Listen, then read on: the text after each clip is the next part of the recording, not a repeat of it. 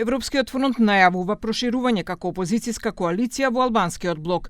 Вела дека на локалните избори ќе настапат со заеднички листи, но и со други партии кои моментално не се дел од коалицијата. Пратеничката на ДУИ Ирина Едари изјави дека се работи на пошироко и поинклузивно обединување. Потврди дека има разговори и со Арбен Таравари, но според неа се уште не е познато како се поделени општините меѓу коалициите.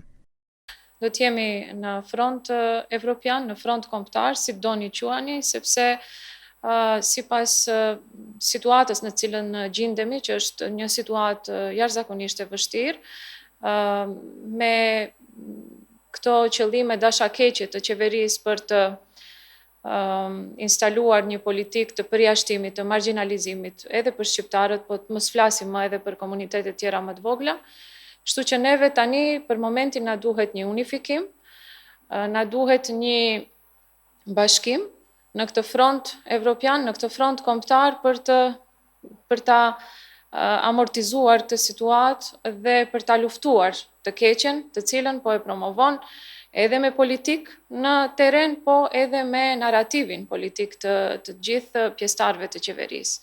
На новинарско прашање дали преминувањето од европски во национален фронт значи реорганизација на коалицијата, пратеникот на Алијанса за албанците на села Илир Демири изјави дека Европскиот фронт добива поголема форма и се претвора во национален фронт, за да се продолжи каузата и во државата и за интеграција во Европската Унија.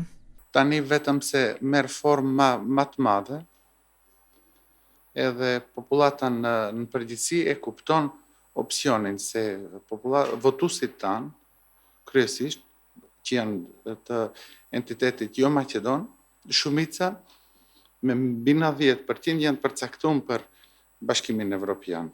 Edhe këtu është vetëm një luftë kauzash për integrime të shpejta me Bashkimin Evropian ose për mos integrim të shpejt. Kjo është vetëm diferenca. Синоќа по состанокот на претседателството на ДУИ, партијата соопшти дека едногласно одлучиле да му дадат поддршка на нивниот лидер Али Ахмети за да ги интензивира напорите за обединување на сите прогресивни сили како во Европскиот фронт, така и во Националниот фронт.